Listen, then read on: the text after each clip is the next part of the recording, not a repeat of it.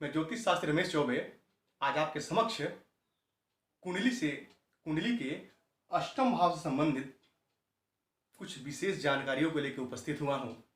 हमारी चर्चा सप्तम भाव तक हो चुकी है। आज मैं आपको कुंडली के अष्टम भाव के विषय में कुछ जानकारी दूंगा और साथ ही हम बात करेंगे कि कुंडली का अष्टम भाव जो है हमारे लिए कितना महत्वपूर्ण है। साथ ही साथ मैं आपको बताऊंगा कि कुंडली के अष्टम भाव यदि आपका खराब है किसी वस्त तो आप कैसे उसे ठीक करके उससे लाभ अर्जित कर सकते हैं। मान लीजिए आपकी कुंडली में यहाँ पे कोई भी राशि हो, यहाँ पे 2 नंबर लिखा हो, 3 नंबर लिखा हो, 4 नंबर, 5 नंबर, उससे कोई मतलब नहीं है। आप यहाँ से 1 2 3 4 5 6 7 8 और यहाँ तक आइए, यही आपके कुंडली का अष्टम भाव है। यहीं से हम जिन चीज़ों की हम चर्चा करेंगे उनके विषय में हम यहीं से जानकारी प्राप्त करेंगे। अब देखिए, सबसे पहले हम यहाँ से किन चीज़ों का विचार करते हैं। सबसे पहले हम ऐसे आयु का, जीवन का, मृत्यु के कारण का, रोग का, दीर्घकालीन रोग का, वसीयत से लाभ का, अपयश का, स्त्री का, मांगल्य सौभाग्य, दहेज का, ससुराल का, शोध का, समुद्री यात्रा का, तंत्र मंत्र का, विषय अनुसंधान का, ज्योतिषी होने का और कुंडली जागरण करने का, इन समस्त चीजों का विचार हम कुंडली के अष्टम भाव से करते हैं। अब अष्टम भाव के जो कारक, जो ग्रह बनते हैं वो हैं शनिदेव। शनिदेव न्यायाधीश हैं और कुंडली में वो अष्टम भाव के कारक माने गए हैं। इसीलिए किसी भी व्यक्ति के आयुष्य की गणना करने से पहले हमें शनि की स्थिति को अवश्य ही देखना चाहिए। यदि शनि देव कुंडली के अष्टम भाव में बैठे हुए हैं तो जातक के आयुष्य की वृद्धि कर देते हैं वो, जातक की आयु अच्छी हो जाती है। अब आइए, सबसे पहले मैंने बोला आपको कि हमारे मृत्यु का स्थान है। देखिए, यदि हमारी मृत्यु का स्थान है तो हम अपनी आयु भी यहीं से देखते हैं। किसी भी व्यक्ति की आयु कितनी होगी उसका भी विचार हम कुंडली के अष्टम भाव से ही करते हैं। तो आप ये मत देखिए कि सिर्फ यहाँ से मृत्यु का ही विचार होता है। जी बिल्कुल नहीं, यहाँ से आयुष्य का भी विचार होता है कि उस व्यक्ति की आयु कितनी होगी।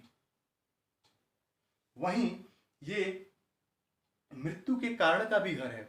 व्यक्ति की मृत्यु किस कारण से होगी, क्या कारण होगा व्यक्ति की मृत्यु का, उसका भी विचार हम कुंडली के अष्टम भाव से ही करते हैं। दीर्घकालीन रोग, क्योंकि शनि जो है वो मंदगामी ग्रह हैं, तो शनि दीर्घकालीन रोगों के लिए जाने जाते हैं। तो यहाँ से हम दीर्घकालीन रोगों का भी विचार करते हैं। वहीं वसीयत से लाभ का, ये अचानक धन प्राप्ति का भी भाव है। व्यक्ति के जिंदगी में कहीं से बड़ा संपत्ति मिल जाना, कहीं से लॉटरी सट्टे जुए से पैसा मिल जाना, वो भी हम कुंडली के अष्टम भाव से ही देखते हैं। वहीं ये अपयश का भी स्थान है। यहाँ पे यदि राहु इत्यादि बैठे हों धन धान्य के लिए तो ठीक है, लेकिन वही राहु की दृष्टि कुंडली के 12वें भाव पे पड़ेगी और 12वें भाव का स्वामी यदि खराब हो और सूर्य भी कहीं ना कहीं पीड़ित हो तो जातक समाज में अपमानित हो जाता है। तो यहाँ से हम अपने अपयश का विचार करते हैं। यहीं से स्त्री के मांगल्य और सौभाग्य का विचार करते हैं।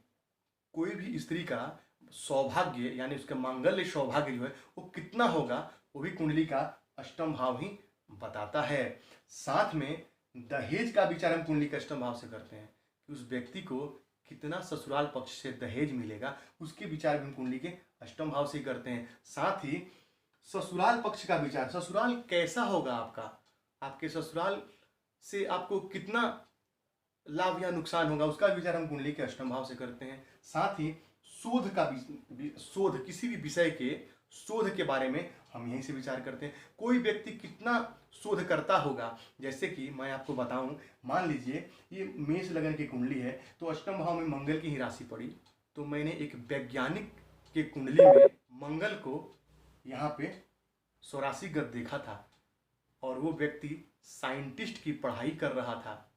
तो अष्टम भाव से हम अनुसंधान का, मैंने बताया विषय अनुसंधान का भी हम यहीं से विचार करते हैं। साथ ही समुद्री यात्रा का, अष्टम भाव से समुद्री यात्रा का विचार करते हैं। हम यहाँ से परमानेंट विदेश सेटलमेंट का विचार कुंडली के अष्टम भाव से करते हैं। देखिए, पहले के ज़माने में लोग समुद्री यात्रा करते थे, विदेश जाते थे व्यवसाय करने के लिए, लेकिन वो आएंगे कि नहीं आएंगे ये कहना बड़ा ही मुश्किल था। माने एक बार व्यक्ति यदि घर से निकल गया विदेश के लिए तो मरने के समान ही उसको मान लिया जाता था। आएगा या ना आएगा उसकी कोई गारंटी नहीं है। तो इसलिए अष्टम भाव से ही हम विदेश यात्रा का भी विचार भी करते हैं। वहीं तंत्र मंत्र का विचार, कोई व्यक्ति तंत्र मंत्र के क्षेत्र में कितना पारंगत होगा उसका विचार हम कुंडली के अष्टम भाव से करते हैं। यही यदि राहु देव यदि बैठ जाएं, जातक को तंत्र मंत्र के दुनिया का बादशाह बना देते हैं। केतु देव बैठ जाएं तब भी व्यक्ति बाकी ग्रहों की स्थिति यदि कुंडली में ठीक है तो जातक तंत्र मंत्र के क्षेत्र में काफी नाम कमाता है। वहीं अनुसंधान का मैंने आपको बताया, ज्योतिषी का यदि यहाँ पे अच्छे संबंध ग्रहों के बन जाए जातक अच्छा ज्योतिषी होता है। कुंडली जागरण का भी घर हमारा यही है कि जातक की अपने कुंडली के जागरण से कितना कामयाबी जिंदगी में प्राप्त कर सकता है। क्योंकि मैंने आपको बताया था कि अष्टम भाव हमारे मृत्यु का है, तो यहाँ से 1 2 3 4 5 ये पांचवा घर हमारे मोक्ष का है। यानी कि हर पांचवा घर, जैसे कि यहाँ से पांचवा घर ज्ञान का है, वैसे यहाँ से हर पांचवा घर अपनी भाव से वो ज्ञान का होता है। यानी मृत्यु का जो ज्ञान है वो कहाँ है, तो मोक्ष प्राप्त कर लेने में ही। तो यहाँ से हम कुंडली जागरण का भी विचार करते हैं। अब ये कुंडली का जो अष्टम भाव है, यहाँ पे यदि मंगल बैठ जाए, यहाँ पे कोई गर्म ग्रह बैठ जाए तो ये हमारा गुदा स्थान भी है, हमारा गुप्तांगों का भी स्थान है, हमारा मलद्वार का हम यहीं से देखते हैं। तो मंगल बैठे, केतु बैठे, सूर्य बैठे, राहु बैठे, तो व्यक्ति को पाइल्स की समस्या, बवासीर की समस्या, उसको भी हम यहीं से देखते हैं। क्योंकि वो गर्म ग्रह हैं, वो जब मल द्वार पर बैठेंगे तो इस प्रकार की समस्या जातक को देंगे।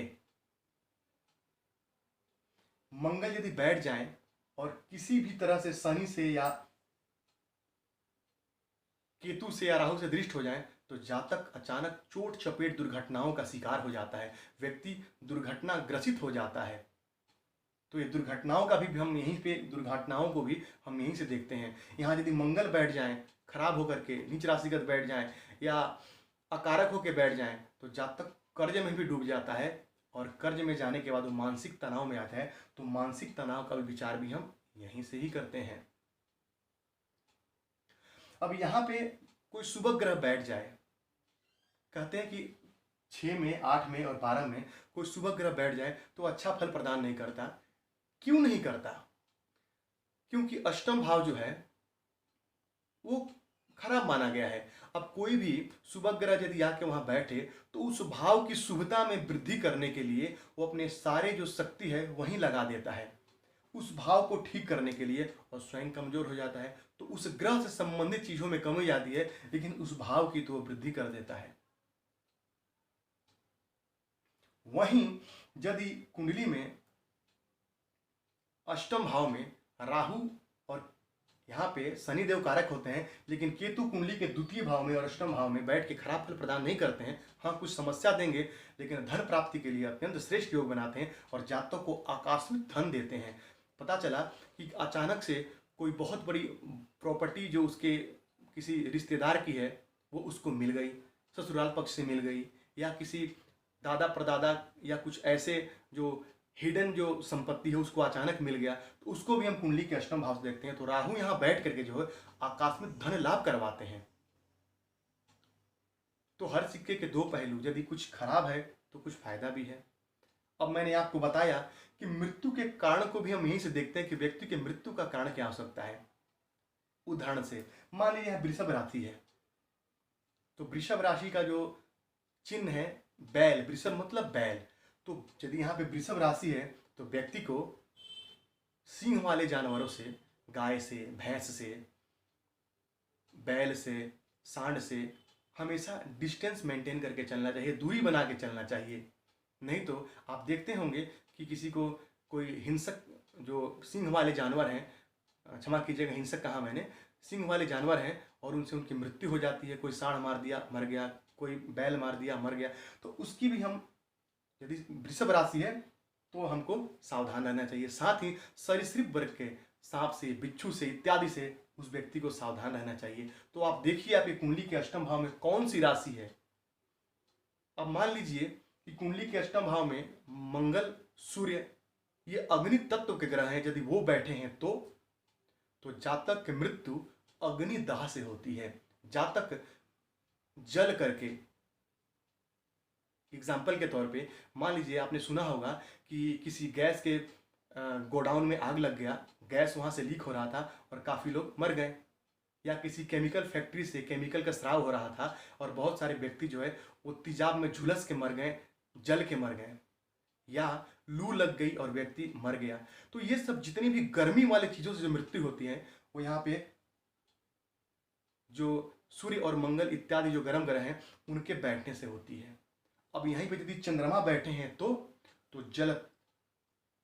जल में डूब के व्यक्ति की मृत्यु हो जाती है। यहाँ चंद्रमा की राशि है तब भी आपको सावधान रहना चाहिए जल से, और चंद्रमा बैठे हैं तब भी आपको जल से सावधान रहना चाहिए। जलोदर रोग, फेफड़े में पानी जम जाना, या जल के किसी संक्रमण से होने वाली बीमारी से मृत्यु हो जाना, जल से संबंधित कोई भी बीमारी हो जाए, जलोदर रोग हो जाए और व्यक्ति की मृत्यु हो जाए, तो आप देखिए कुंडली के आपके अष्टम भाव में कौन से ग्रह बैठे हैं। ये तो मैंने आपको एक छोटा सा एग्जाम्पल दिया है, मैं आगे आपको चल के बताऊंगा कि अष्टम भाव में कौन से ग्रह हो तो कौन सी बीमारी होती है। तो अष्टम भाव का स्वामी यदि अच्छे भाव में बैठे हैं, शनि यदि आपकी कुंडली में अच्छे भाव में बैठे हैं, तो निस्संदेह जातक की आयु अच्छी होगी। अब मान लीजिए कि यहाँ पे मंगल, मान लीजिए यहाँ पे शनि यहाँ के स्वामी होकर के और यहाँ बैठे, और इस भाव के स्वामी से तात्कालिक मैत्री बना ले यदि, तो वो अच्छा फल आपको प्रदान करेंगे। आप ये मत सोचिए कि सिर्फ अष्टम भाव मृत्यु का ही नहीं, आपके आयु को भी दिखाता है। मैंने आपको बोला तो यदि अष्टम भाव का स्वामी केंद्र त्रिकोण में उच्च का होकर बैठा हुआ है, शनि की स्थिति अच्छी है, तो निस्संदेह जातक दीर्घायु होगा, जातक अच्छी आयु को भोगने वाला होगा। जिस भाव में बैठे हैं, मान लीजिए यहाँ पे बृहस्पति के साथ बैठे हैं और बृहस्पति से तात्कालिक मैत्री बना के यदि मंगल यहाँ बैठ जाए बृहस्पति के घर में, और बृहस्पति तात्कालिक मैत्री बना के, तात्कालिक मैत्री मैंने आपको बताया था कि जहाँ बैठे वहाँ से 3 घर 1 2 3 आगे और 3 घर 1 2 3 पीछे, तो वो अच्छा ही फल प्रदान करेंगे। तात्कालिक मैत्री हो गई तो वो शुभ हो गए, शुभ फल प्रदान करेंगे। वहीं यदि कुंडली के अष्टम भाव में देवगुरु बृहस्पति की दृष्टि हो, अत्यंत श्रेष्ठ जातक को यदि दुर्घटना, मान लीजिए यहाँ पे राहु बैठे हैं और देवगुरु बृहस्पति ने यदि अष्टम भाव को देखा, पेट संबंधित समस्या तो जातक को होगी, क्योंकि अष्टम भाव बैठे राहु वायुजन्य रोग बहुत ज्यादा देते हैं, जातक को परेशानी होती है। लेकिन जातक की चोट चपेट दुर्घटनाओं से सदैव रक्षा करते रहेंगे, जातक के लिए ये शुभ परिणाम देने वाले होंगे। अब मान लीजिए कि आप एक कुंडली के अष्टम भाव का स्वामी यदि खराब है तो क्या करें।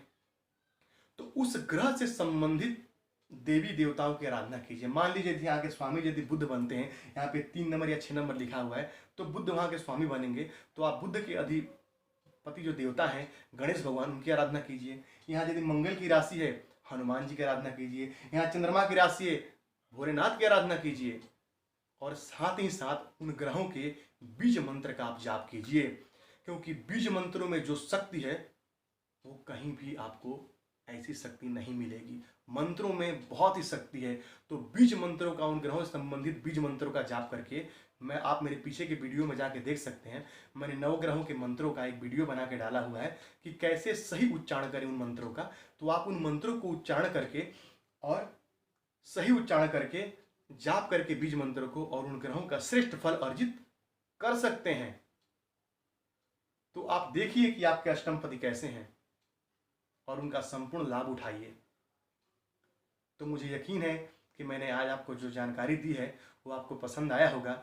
यदि आपको मेरे द्वारा दी गई जानकारी पसंद आई है तो कृपया करके मेरे चैनल को सब्सक्राइब कीजिए, लाइक कीजिए, और कमेंट में मुझसे कुछ प्रश्न पूछना चाहते हैं तो आप पूछ सकते हैं। निस्संदेह मैं आपके प्रश्नों का उत्तर दूंगा। तो इसी मंगल की कामना के साथ में आपका दिन मंगलमय हो। नमस्कार।